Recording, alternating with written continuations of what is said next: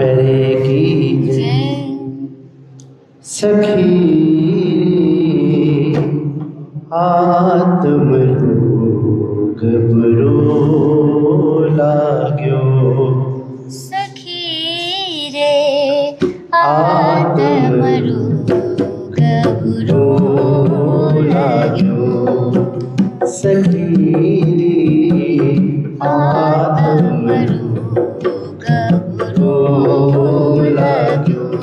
या तो दारुण मीरे तबीब, या तो दारुण मीरे तबीब,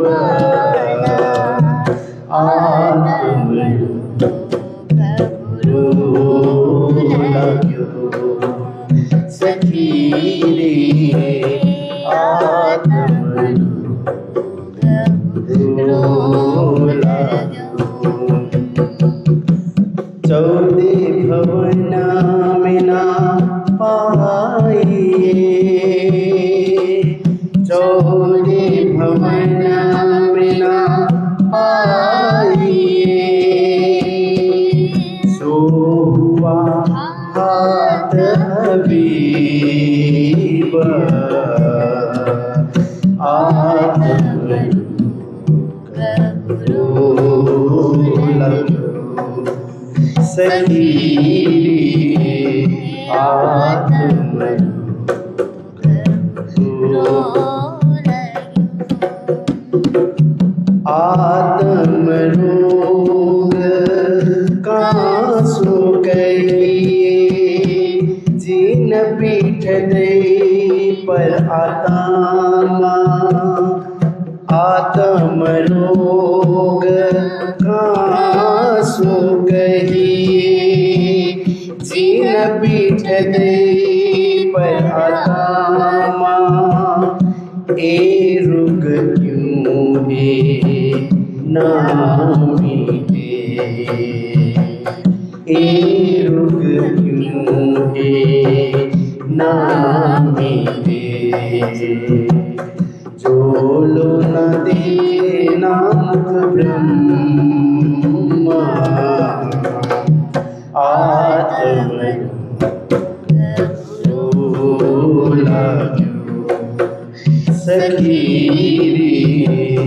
आत्मरोग बुरो लाग्यो। दुख से पीऊं जी मिलसी, सुख न मिलिया कोई, दुख से पीऊं जी मिलसी, सुख न मिलिया कोई, अपने धनी का मिलना, अपने धनी का मिलना, सो दुख से ही हो, आत्मरोग बुरो लाग्यो, सखी आत्मरोग बुरो लाग्यो। महामत कहे इन दुख को, मोलन लियो जाए, महामत कहे इन दुख को, मोलन लियो जाए, लाख बेर सिर दीजिए, लाख बेर सिर दीजिए, तो सरवर नाविता, आत्मरोग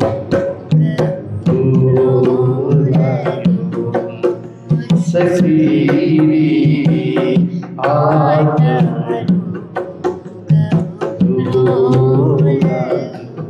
बोलो श्री प्राणनाथ प्यारे की जय। जय। आत्मने सत परचे पाए तो भी झूठा दुख छोड़या न जाए। जब सत सुखा आया रस जीवड़ा तब ही चलिया निकस, जीवड़ा तब ही चलिया निकस। बोलो कृष्ण कन्हैया लाल की, श्री निजानंद स्वामी की, श्री प्राणनाथ प्यारे की, महारानी बाईजुराज की, महाराजा छत्रसाल की, गुरुजी मंगलदास महाराज की, श्री कृष्ण प्रणामी धर्म की, तीनों पुरी धाम की, सर्व सुंदर साथ की। जब सत सुख लाग्यो रंग प्रणाम। उपस्थित धर्म प्राण शिरोमणि सुंदर साथ जी, माताएं बहनें भाइयों, देखिए रंग लगना। एक तो संसार का रंग होता है जो लग ही जाता है। जब से पैदा होते हैं तभी से संसार का रंग लग जाता है। पहले माता पिता रंग चढ़ा देते हैं, फिर परिवार के सदस्य उसके ऊपर माया का रंग चढ़ा देते हैं, फिर यार दोस्त जिनसे वो पढ़ता है, खेलता है, दौड़ता है, उनका भी रंग लग जाता है। तो ऐसे करके बचपन से ही माया का रंग तो अपने आप चढ़ जाता है। उसके लिए प्रयास करना नहीं पड़ता, नहीं कुछ सीखना पड़ता है, नहीं कुछ मेहनत करना पड़ता है। संसार का रंग खुद व खुद जीव पे चढ़ जाता है। जीव कहें तो मनुष्य, हर मनुष्य के ऊपर माया का रंग चढ़ जाता है। और दूसरा एक रंग है कि राजनीति का रंग। आप देखिए, जब संसार में जन्म लेते हैं तो माया मोह, घर परिवार, खेती पाती, व्यापार बिजनेस, नौकरी चाकरी, ये सब माया का रंग है। ये माया का रंग तो है ही है, पर एक दूसरा रंग भी चढ़ जाता है। जिस देश में रहते हैं उस देश की राजनीति का रंग भी चढ़ जाता है। जैसे जो लोग भारत में रहते हैं तो यहाँ की राजनीति का रंग चढ़ जाएगा।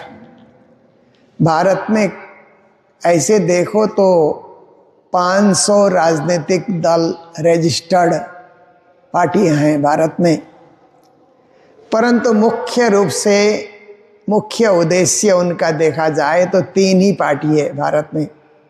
वही विभाजित होकर के 500 हो गए, मुख्य रूप से 3 पार्टी ही हैं। एक कांग्रेस है, एक भारतीय जनता पार्टी है और एक कम्युनिस्ट है। कांग्रेस से ही टूट टूट करके कई अनेक हो गए, पर विचारधारा कांग्रेसी ही है। और भारतीय कांग्रेसी विचारधारा में क्या है कि सेक्युलर बनो, सेक्युलर बनो, सब जो है धर्म है, जाति है, सबको भारत में रहने दो। ये विचारधारा कांग्रेस की रही है शुरू से। फिर भारतीय जनता पार्टी की विचारधारा रही कि ठीक है सब रहें, पर ये देश तो हिंदुओं का देश है ना, ऋषियों का देश है, मुनियों का देश है, सनातन परंपरा का ये देश है। सनातन संस्कृति को बचा करके सब रहें, इस देश को भारत माता मान करके सब रहें, किसी को कहीं भगाना नहीं है, पर विचारधारा को बदलना है। विचारधारा भारतीय हो, विचारधारा सनातनी हो, यह दृष्टिकोण है भारतीय जनता पार्टी की। और आप देखिए, एक कम्युनिस्ट है, कम्युनिस्ट में क्या है कि कोई भगवान नहीं, देवता नहीं, मंदिर नहीं, पूजा नहीं, बस वो सोचते हैं कि समाज को लेकर के चलो और राज करते रहो, किसी को ज़्यादा पूंजीपति होने भी न मत दो। ऐसे करके कम्युनिस्ट विचारधारा में पूंजीपतियों को भी शोषक माना जाता है और भगवान को भी शोषक माना जाता है कम्युनिस्ट विचारधारा में, कि भगवान के नाम पे भी बहुत शोषण होता है जनता का, इसीलिए भगवान है ही नहीं, ईश्वर है ही नहीं, नो गॉड। ऐसी विचारधारा कम्युनिस्ट विचारधारा है। ये ऐसे देखो तो पूरे विश्व में ये ऐसे राजनीतिक क्या है कि पूरे विश्व में आप देखेंगे तो ये 3 दल पूरे विश्व में पाए जाते हैं। एक दल है सेक्युलर। सेक्युलर में क्या होता है कि सब धर्म अपनी अपनी जगह लोग पालन करें, मिलजुल करके रहें, वो सेक्युलर विचारधारा है। एक है कि जो जहाँ का धर्म है, जैसे भारत है, नेपाल है तो हिंदू राष्ट्र रहे ये, और बुद्धिस्ट कंट्री है, जापान जैसे देश हैं या थाईलैंड जैसे देश हैं तो बुद्धिज्म यहाँ का धर्म है, वो सबसे ऊपर रहे। और जो कम्युनिस्ट कंट्री हैं, जो ये क्रिश्चियन कंट्री हैं, तो क्रिश्चियन कंट्री सोचते हैं कि क्रिश्चियनिटी बना रहे, जैसे इंग्लैंड वाले, रसिया वाले, अमेरिका के, वो क्रिश्चियनिटी पालन करते हैं, ईसा मसीह को मानते हैं, तो वो सोचते हैं कि ये चीज़ बनी रहे। और अब देखिए मुस्लिम कंट्री है तो मुस्लिम विचारधारा बनी रहे। और कम्युनिस्ट कंट्री है, जैसे आप देखिए कि रसिया में भी कम्युनिज्म है और इधर आकर के चीन में तो कम्युनिज्म है, सबका बाप तो चीन ही है अभी, तो वहाँ कम्युनिज्म है, किसी को मत मानो, कोई भगवान नहीं है। अंदर घर में कोई मानता है तो ठीक है, पर राजनीतिक क्षेत्र में भगवान की कोई जगह नहीं है। जबकि ईसाई देशों में, मुस्लिम देशों में, हिंदू देशों में क्या है, बुद्धिस्ट देशों में क्या है कि राजनीतिक क्षेत्र में भी धर्म का प्रभाव होना चाहिए, राजनीति करने वाले भी धार्मिक होना चाहिए। तो ये 3 तरह की विचारधाराएं जिस देश में रहते हैं उनके ऊपर कोई ना कोई एक रंग चढ़ जाता है। किसी पे कांग्रेस का रंग चढ़ता है, किसी पे भारतीय जनता पार्टी का रंग चढ़ता है, किसी पे कम्युनिस्ट का रंग चढ़ जाता है। वो राजनीतिक रंग है, आजीवन वो नहीं उतरेगा, वो रंग नहीं उतरता है। तो पहला रंग तो माया का रंग, संसार का रंग हो गया, दूसरा रंग हो गया राजनीति का रंग, और तीसरा रंग है धर्म का रंग। आप जिस धर्म में दीक्षित हैं, माता पिता से जो धर्म आपने पाया उसका रंग भी माता पिता चढ़ा देते हैं सबसे पहले, फिर गुरुजन चढ़ा देते हैं, फिर सत्शास्त्र का अध्ययन करो तो उनसे भी रंग चढ़ जाता है। वो है धर्म का रंग। धर्म का रंग चढ़ना अच्छी बात है, पर धार्मिक द्वंद्व फैलाना अच्छी बात नहीं है। धार्मिक बन करके रहें पर धर्मांध न बने। कई लोग धर्मांध बन जाते हैं ना, वो अच्छी बात नहीं है। किसी एक धर्म के अंधे हो गए, किसी एक पंथ के अंधे हो गए, उनको धर्मांध कहा जाता है। पर धर्म के अनुयायी बने, धर्म के रक्षक बने, धर्म प्रेमी बने, धर्मानुरागी बने, ये अच्छी बात है। तो श्री प्राणनाथ जी महाराज यहाँ जिस रंग की बात कर रहे हैं वो है धर्म का रंग, वो है भक्ति का रंग। हर एक के ऊपर भक्ति का रंग चढ़ जाए, जैसे हमारे ऊपर भक्ति का रंग चढ़ा है तो सुबह सुबह 5 बजे उठ करके, कई लोग तो 4 बजे ही उठ जाते हैं, उठ करके नहा धो करके पूजा पाठ करो, आरती में पहुँचो, मंदिर में आरती करो, पूजा करो, ध्यान करो, फिर राज्य का महाप्रसाद चरणामृत लो, उसके बाद फिर संसार के काम में नाश्ता पानी करो, संसार के काम में निकलो। देखिए भक्ति का रंग चढ़ने से अपने आप हो जाता है। जिसमें भक्ति का रंग नहीं चढ़ा है वो सुबह उठ करके नहाएगा ही नहीं, उठ करके ऐसे चाय पीने लगेगा, ऐसे ही बिस्किट खाने लगता है, नाश्ता करने लग जाता है। भक्ति का रंग नहीं है उसमें, इसलिए उसको क्या है, बस खाना पीना, व्यापार बिजनेस करना, खेती बाड़ी चलाना, यही उसका काम धंधा होता है, क्योंकि उसके जीवन में उसके माता पिता या गुरु ने भक्ति का रंग नहीं डाला। पर जिनके ऊपर भक्ति का रंग डल चुका है वे बिना भक्ति किए कुछ कर नहीं सकते। तो हमारे ऊपर माया का रंग भी चढ़ा तो है परंतु कम है, परसेंटेज वाइज वो कम है। राजनीति का रंग भी चढ़ जाता है परंतु इतना राजनीति में हम लोग दौड़ धूप नहीं करते हैं। वोट देने का समय आता है तो अपने जिस पार्टी को हम पसंद करते हैं उसको वोट डाल देते हैं हम लोग। और देखिए भक्ति का रंग तो पूरी तरह हमारे ऊपर चढ़ा हुआ है, ऊपर से नीचे तक भक्ति का रंग चढ़ा हुआ है। इसलिए हम भजन में, भक्ति में, सेवा में, सत्संग में हम हमेशा हाजिर होते हैं, उपस्थित होते हैं। हमें अच्छा लगता है सत्संग सुनना, चर्चा सुनना, वाणी गाना, भजन गाना, प्रार्थनाएं गाना, धर्म की बातें करना, सत्संग करना, सुंदर साथ से मिलना जुलना, संत गुरुजनों से मिलना जुलना हमें अच्छा लगता है, क्योंकि हमारे ऊपर भक्ति का रंग चढ़ा हुआ है।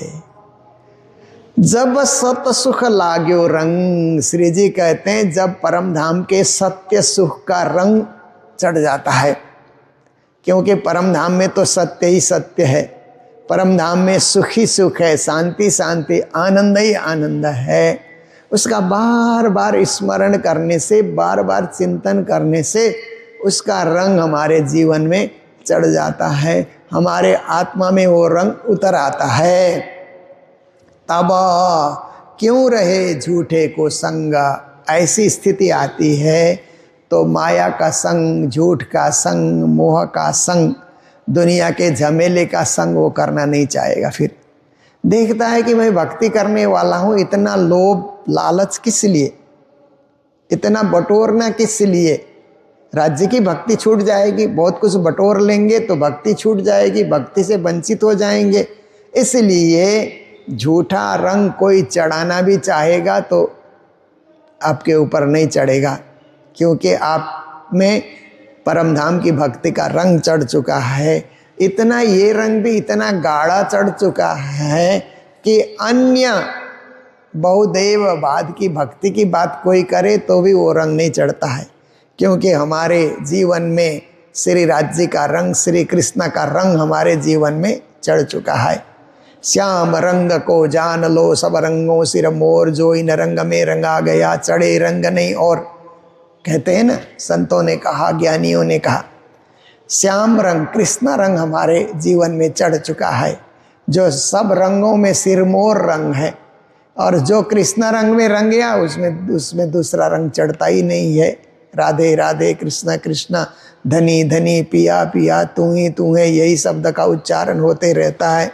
वृंदावन में जा कर के देखिए, कृष्ण के रंग में रंगे हुए हजारों लाखों इस साल नए वर्ष में देखिए, है तो ईस्वी सन के हिसाब से नया साल शुरू हुआ है, पर लोग देखते हैं कि जब सब विश्व भर के लोग इस संवत को मान करके कार्य विधि चलाते हैं, व्यापार बिजनेस चलाते हैं, तो पहला दिन 1 जनवरी को हम क्या करें। तो भारत के सारे लोगों ने सोचा कि हम मंदिर जाएं पहले दिन। कई लोग पार्क में गए होंगे, कई लोग वनभोज में गए होंगे, पिकनिक खाने गए होंगे, घूमने फिरने पहाड़ों में बर्फ़ गिरते हुए देखने गए होंगे, नदी झरनों को देखने गए होंगे। पर भारत के अधिकांश लोगों ने मंदिर दर्शन करना सबसे अच्छा समझा और सबसे ज़्यादा भीड़ लगी वृंदावन में। वृंदावन में जो श्री बिहारी जी हैं, कृष्ण के ही स्वरूप हैं, और वृंदावन में कृष्ण की लीला भूमि है, तो सबसे ज़्यादा भीड़ वहाँ लगी। और वहाँ के जो मंदिर कमेटी के लोगों ने आह्वान किया कि अब आगे मत आइए, इतनी भीड़ यहाँ पर लगी हुई है कि और भक्त लोग आएंगे तो जगह नहीं बचेगी। सारे होटल बुक हो गए, धर्मशाले बुक हो गए, लोगों के घर भर गए, मंदिर भर गए, पाँव रखने की जगह नहीं है, तो थोड़े देर के बाद आइए, अभी ज़्यादा मत आइए। ये उन्होंने अनाउंस भी किया। आप देखिए, इसी तरह अयोध्या राम मंदिर में भीड़ हुई, काशी विश्वनाथ में भीड़ हुई। भारत में 6 लाख मंदिर हैं, पूरे भारत के अलग अलग प्रांतों में 6 लाख मंदिर हैं। सारे मंदिर में भीड़ लगी रही। कुछ छोटे मंदिर रह गए होंगे, बाकी जो नामी गिरामी मंदिर हैं, बड़े बड़े मंदिर हैं, वो सब के सब भर गए। देखिए हम लोग मंगलधाम में भी कार्यक्रम करते हैं, मंगलधाम भी भरा भरा रहा। हॉल में आकर के देखो तो यही लोग बैठ करके यहाँ पर ध्यान पूजा कर रहे हैं। हम लोगों ने सामने मंच पे वहाँ पर कार्यक्रम रखा, वहाँ भी भरा हुआ था। भंडार घर में भी भरा हुआ था, सब जगह लोग भरे हुए थे, क्योंकि आस्था बढ़ती जा रही है। भक्ति का रंग जीवन में चढ़ जाता है तो पहला दिन प्रभु को अर्पण, एक शाम परमात्मा के नाम, एक शाम श्याम के नाम, इस तरह से भक्ति का रंग चढ़ जाता है। तब क्यों रहे झूठे को संगा, फिर कहते हैं भक्ति का रंग इस प्रकार चढ़ जाता है तो झूठा रंग नहीं चढ़ेगा। कोई झूठी बातें करे, कोई इधर उधर की बातें करे, उसका कोई असर नहीं होता है। क्योंकि लोग सोचते हैं कि इसमें भक्ति का रंग नहीं है, इसलिए व्यर्थ की बातें कर रहा है। आलतू फालतू बातें लोग सुनते नहीं है। फिर क्यों सुनना, सुन करके कान में कचड़ा क्यों डालना है ना। कोई आलतू फालतू बातें सुनने से तो अपने कान में कचड़ा डालने वाली बात ही हो गई, तो क्यों डालना, उसको कोई ज़रूरत नहीं है। हमें तो परमात्मा की बातें सुननी है, उसी में मगन रहना है। लागी ऐसी लगन मीरा हो गई मगन। देखिए जब धनी सौ उपजो सत स्नेहा, जब अपने धनी पिया परमात्मा धाम के धनी के चरणों में सत्य स्नेह, पक्का स्नेह, पक्का प्रेम, अटूट प्रेम जब उत्पन्न हो जाता है, तब क्यों रहे झूठी देहा। फिर तो ये झूठा जो शरीर है, इस शरीर का मोह भी कम हो जाता है। शरीर की चिंता कम होती है, भक्ति की चिंता ज़्यादा हो जाती है। शरीर को ठंडा लगे सो लगे, परंतु हमारी भक्ति नहीं छूटेगी, हमारी आरती पूजा नहीं छूटेगी। ये तो ऋतु के हिसाब से ठंडा और गर्मी तो सहना ही पड़ता है इस शरीर को, पर इस शरीर की चिंता में हम रहेंगे तो हम तो सूर्योदय तक फिर बिस्तर में ही बने रहेंगे, कम्बल ओढ़ करके बैठे रहेंगे, बिस्तर छोड़ेंगे नहीं। शरीर की चिंता करेंगे तो आत्मा की चिंता और परमात्मा की चिंता होती है, तो शरीर, इस झूठे शरीर की ज़्यादा लोभ लालच या परवाह कोई नहीं करता है। फिर जब सत सुख हृदय में आवे, जब सत्य सुख हृदय में हिलोरे लेने लगता है, और बात तभी निकस के जावे। बहुत सारी आत्माएं तो परमात्मा की भक्ति करते करते निज नाम जपते जपते शरीर छोड़ देते हैं। ऐसी जागृति उनमें आती है कि अंतकाल में अंतकाल इंतकाल नहीं होता है उनका। उर्दू में एक शब्द है ना, इंतकाल कहने से मृत्यु को कहा जाता है, पर अंतकाल भक्ति काल बन जाता है। उस समय निज नाम का जाप, परमात्मा की भक्ति, ये सब चलता रहेगा। तो जब सत सुख धनी पाया, तब जीवरा क्यों कर पकड़े काया। जब धनी का सत्य सुख इस जीव को मिलता है, इस आत्मा को सत्य सुख मिलता है, तो शरीर को पकड़ना मतलब शरीर के तरफ ज़्यादा आकर्षित होना, शरीर धर्म का पालन करना कम हो जाता है, आत्मा धर्म में संलग्न हो जाता है। जैसे सदगुरु की जीवनी हम सुनते हैं तो सदगुरु धनिश्री देवचंद जी महाराज भोग व्यंजन बहुत बढ़िया बढ़िया बनाते थे। श्री राज जी के लिए जो पूजा करते थे तो बहुत सुंदर सुंदर भोग व्यंजन बनाते थे, अपने लिए रूखा सूखा बनाते थे। क्योंकि जिसको शरीर की चिंता होती है ना, अपने लिए बढ़िया बढ़िया बनाता है। राज जी को तो रूखा सूखा लगा देगा, पर खुद बढ़िया बना करके खाता है। पर भक्ति का रंग चढ़ने के बाद राज्य के लिए बढ़िया बढ़िया भोग व्यंजन, बढ़िया बढ़िया। हम तो रूखा सूखा खा करके भी जी सकते हैं, गुजारा ही तो करना है। इस शरीर की रक्षा इसलिए करते हैं कि इससे भक्ति होती है, ये सेवा में समर्पित होता है ये शरीर, इसलिए इसको भी जिंदा रखना जरूरी है। परंतु इसको मेवा मिष्ठान न खिला करके माया की ओर इसको आकर्षित नहीं करना है। बस ये भक्ति मार्ग में सहायक बन करके रहे, यही सदगुरु ने सोचा और यही शिक्षा उन्होंने खुद उदाहरण बन करके, खुद एग्जाम्पल बन करके हम सुंदर साथ को उन्होंने दिया। जब अंतर आँखा खुलाई, फिर कहते हैं कि जब परमात्मा की भक्ति में आत्मा दृष्टि खुल जाती है। अंतर की दृष्टि का मतलब होता है आत्मा दृष्टि खुलना, ध्यान के माध्यम से आत्मा दृष्टि खुल जाती है, तब तो बाहर की मुदाई, कहते हैं अंतर्दृष्टि खुलेगी तो बाहर की दृष्टि बंद हो जाती है अपने आप ही। आप जब अंतरंग होते हैं तो बाहर की आंखें अपने आप बंद हो जाती है। आप ध्यान मग्न होकर के देखिए, ध्यान लगाइए तो ध्यान शब्द उच्चारण होते ही आंखें अपने आप बंद हो जाती है ना। ध्यान करने की भी दो विधियां हैं। एक आँखों को बंद करके ध्यान किया जाता है, एक अर्ध निमिलित नेत्र का कहा जाता है। आधी आंखें खुली है, आधी आंख बंद है। ये तो बहुत अभ्यास से ही होता है, ऐसे नहीं होता है। काफ़ी अभ्यास करने के बाद अर्ध निमिलित नेत्र कहते हैं उसको, आधा बंद आधा आंखें खुली है। तो ऐसी स्थिति में आँख चारों तरफ नहीं देख सकती है, केवल परमात्मा के विग्रह या परमात्मा के स्वरूप, परमात्मा के श्रृंगार में आंखें केंद्रित हो जाती है। उस तरह से भी ध्यान किया जा सकता है, पर यह कठिन ध्यान है। सरल ध्यान है आंखें बंद करके ध्यान करना, और आंखें खुली रहेगी तो ध्यान कभी होगा ही नहीं, क्योंकि आंखें खुली रहेगी तो कभी इसको देखेंगे, कभी उसको देखेंगे, कभी उसको देखेंगे, कोई आ रहा है उसको देखेंगे, कोई जा रहा है उसको देखेंगे।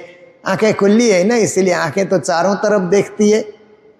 आँखों में परमात्मा ने ऐसी रोशनी दी है कि हम बहुत जो एंगल में हम देख सकते हैं, किसी भी एंगल में हम देख सकते हैं और किसी भी परिधि में हम देख सकते हैं। इधर उधर सिर घुमाएंगे तो आगे पीछे भी हम देख सकते हैं। इसलिए आँखों को स्थिर रखना, स्थिर रखने के लिए उनको क्या है कि परमात्मा ने कैसी गजब की सृष्टि रची है ना। आँख जो है ये बहुत ही मूल्यवान एक अंग है हमारे शरीर में। आँख जिससे हम देख सकते हैं, सब कुछ देख सकते हैं, बहुमूल्य है। इसलिए इसको सुरक्षित रखने के लिए पर्दा लगा दिया ना, बाहर से चमड़ी से पर्दा लगा करके, और उसमें भी जो है आप देखिए कि आँखों के बचाव के लिए किस प्रकार से वहाँ पर रोमावली है ना, आँखों के बचाव के लिए कोई धूल उल न गिरे इसके लिए। तो ऐसे परमात्मा ने किया है, पर उससे केवल आँख बची रहे ऐसी बात नहीं है। उससे ध्यान भी लगे कि जब हम पर्दों को बंद कर देते हैं, आँख के पर्दे को बंद करते हैं, तो परमात्मा का ध्यान हो जाए, परमात्मा का स्मरण हो जाए। कभी कभी आप धन का ध्यान करते हैं या अपने प्रियजनों का ध्यान करते हैं, तभी भी आंखें बंद होती है। तो राज्य तो हमारे सर्वस्व हैं, प्राणपति, प्राणेश्वर, प्राण वल्लभ, ऐसे परब्रह्म परमात्मा हैं। उनका स्मरण में भी आंखें बंद रहेंगी। ध्यान में जब हम खो जाएंगे तो जब अंतर आँखा खुलाई तब तो बाहर की मुदाई। जब अंतर में लीला समानी, जब आपके हृदय में परमात्मा की लीला समा जाती है, परम धाम की लीला, ब्रज की लीला, रास की लीला, जागनी की लीला। आज देखिए बहुत सारे लोग सोचते हैं कि अब तो हम जागनी से परम धाम समझने लगे तो ब्रज रास से क्या करना, ऐसा भी कुछ लोग बोलते हैं। एक वर्ग समाज में इस तरह की बातों का भी प्रचार करता है। पर प्राणनाथ जी ने देखा कि कोई समय ऐसा आ सकता है कि मेरी विधि से लोग हट जाएंगे और अपनी विधि शुरू करेंगे। इसीलिए सबसे पहले रास उन्होंने क्यों रखा कि रास में कृष्ण की भक्ति है ना, पूरी कृष्ण की लीला है रास में, तो कृष्ण को न छोड़ें, इसके लिए पहले रास रखा। और सदगुरु देवचंद्र जी को न छोड़ें, क्योंकि प्राणनाथ जी में लोग इतना खो जाते हैं कि सदगुरु को ही भूल जाते हैं। सदगुरु हैं तब तो प्राणनाथ जी हैं, इसलिए सदगुरु को भी लोग न भूलें। इसलिए प्रकाश में सदगुरु की महिमा, रास में कृष्ण की महिमा, प्रकाश में सदगुरु की महिमा। आप देखिए शुरू में फाउंडेशन के रूप में रास प्रकाश छोड़ो जिन्ना, ऐसा करके भी उन्होंने लिख दिया कि रास प्रकाश को न छोड़ो, मतलब कृष्ण भक्ति न छोड़ो, सदगुरु की भक्ति न छोड़ो। ये बताने के लिए उन्होंने प्रारंभ में रास ग्रंथ, प्रकाश ग्रंथ उन्होंने रखा। जब पारायण पढ़ते हैं तो ये सारी चौपाइयाँ पढ़ी जाती है, अखंड पारायण में या सप्ताह पारायण में कोई भी चौपाइयाँ पढ़ी जाती है। तो उन लोगों को श्री जी ने प्रारंभ में ही एक उन्होंने ऐसा आधार दिया है कि उस आधार को मान करके, उस सिद्धांत को मान करके हर एक को चलना है। तो कहते हैं जब अंतर में लीला समानी, जब हमारे अंतर मन में रास की लीला, ब्रज की लीला, परमधाम की लीला, जागने की लीला समा जाती है, तब अंग लोहू रया न पानी, तब अंग में इतनी एकाग्रता आती है कि कब शरीर का खून सूख गया, कब आँखों के आंसू सूख गए, कुछ पता ही नहीं लगेगा। मतलब शरीर में क्या परिवर्तन आ रहा है इसका ध्यान नहीं रहेगा, क्योंकि वो तो अंतरंग होकर के भक्ति में लगा है, ध्यान में लगा है, परमात्मा के अनुभव में लगा है। ऐसा ही अनुभव हम नित्य प्रति करते रहेंगे तो राज्य हमसे दूर नहीं, हम राज्य से दूर नहीं, परमधाम हमसे दूर नहीं, हम परमधाम से दूर नहीं। हम एकात्म भाव का अनुभव करेंगे और तद भाव तद रूप ऐसी स्थिति को हम प्राप्ति करेंगे। तो आज इतना ही, आज का भी हमारा समय पूरा हुआ। आज जो मंगलधाम में राजभोग और भंडारे की सेवा आई है, कालिम्पोंग निवासी नेमचंद जी और वेदवंती बाई की सुपुत्री श्रीमती लक्ष्मी अग्रवाल, जो गांधीधाम गुजरात में रहती है, उनकी ओर से ये सेवाएं हमें प्राप्त हुई है। तो लक्ष्मी जी को और उनकी माता जी को, वेदवंती जी को, और उनके पिताजी दो धामवासी हो गए हैं, और उनके सब परिवार को बहुत बहुत मंगल बधाई देते हुए अभी के प्रसंग को यहीं विराम दे रहे हैं। बोलो सतगुरु महाराज की, श्री प्राणनाथ प्यारे की, सर्व सुंदर साथ की। जब अंतर आँखा खुलाई, तब तो बाहर की मुदाई। जब अंतर में लीला समानी, तब अंग लोहू रहा न पानी। तब अंग लोहू रहा न पानी। बोलो श्री प्राणनाथ प्यारे की, श्री धाम के धनी की। प्रणाम।